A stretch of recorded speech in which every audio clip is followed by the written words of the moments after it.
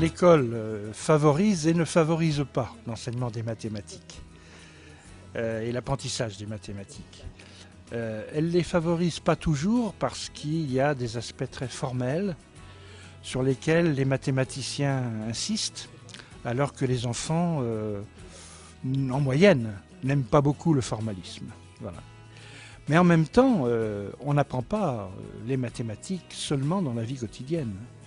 Il faut une organisation de l'enseignement, une organisation des situations, une organisation des concepts de mathématiques de telle manière que dans la durée, c'est-à-dire sur plusieurs années, les enfants progressivement maîtrisent les concepts fondamentaux et les techniques fondamentales des mathématiques. Donc c'est compliqué. Sans l'école, on ne peut pas enseigner, on ne peut pas apprendre les mathématiques. Et l'école aujourd'hui mériterait tout de même beaucoup d'améliorations. L'abstraction, c'est quoi l'abstraction? C'est identifier un objet, identifier des propriétés qui sont partagées par différents objets, des relations qui sont partagées par différents objets.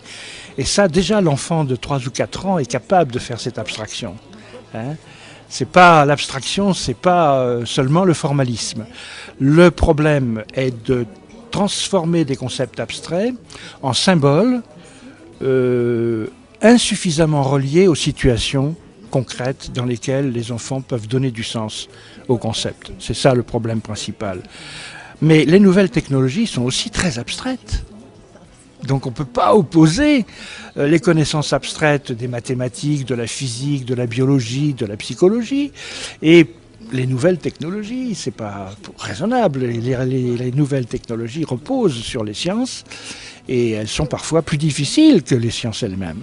Donc c'est compliqué, c'est une relation, on est en plein mouvement, n'est-ce pas? On est dans un monde qui bouge très vite, les nouvelles technologies le montrent bien, mais c'est vrai aussi que le rapport à la connaissance scientifique change aussi, très rapidement.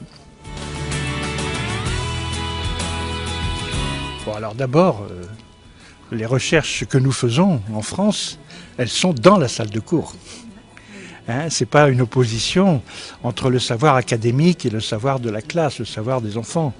La plupart des questions que je pose, moi, sont des questions qui sont nées dans l'observation des enfants, dans la classe, et dans le travail avec les professeurs. Alors, la théorie des champs conceptuels, c'est assez simple en fait. C'est une théorie du développement sur la longue durée des connaissances et des compétences mathématiques, mais pas seulement mathématiques. Alors, qu'est-ce que je veux dire en disant des connaissances et des compétences? C'est que la plupart de nos connaissances, elles se manifestent dans l'action, dans l'activité, en situation. Pour les enfants aussi. Les enfants de 4 ans connaissent beaucoup de choses sur l'espace. Ils ne sont pas capables de les formuler. Vous voyez ce que je veux dire? Mais ils ont des connaissances. Donc, la théorie des champs conceptuels cherche à faire le lien entre les situations auxquelles les enfants peuvent être confrontés. Et parfois, il faut inventer ces situations, pour la classe, bien sûr. Les formes d'organisation de l'activité que les enfants développent dans ces situations. Et puis, les verbalisations, les formalisations, les expressions symboliques, les mots, les énoncés, les textes, les théorèmes. Oh là là, quel grand mot, n'est-ce pas? Mais voilà, il y a une relation entre l'activité concrète en situation et l'activité verbale, formulée, je dis symbolique la plupart du temps, parce que le langage est une forme symbolique, bien sûr. Et ça, la théorie des champs conceptuels essaye de le prendre en charge dans la durée, c'est-à-dire aussi bien pour des enfants de 5 ou 6 ans jusqu'à l'enseignement supérieur. Jusqu'à l'enseignement supérieur. Même si les connaissances qu'on a aujourd'hui concernent surtout les enfants et les adolescents. Un peu l'enseignement supérieur, mais pas beaucoup. Encore. C'est un progrès. Moi, pour ma part, je suis psychologue d'abord, je suis un peu mathématicien, mais pas vraiment mathématicien, donc je travaille avec les enfants et les adolescents, c'est déjà beaucoup.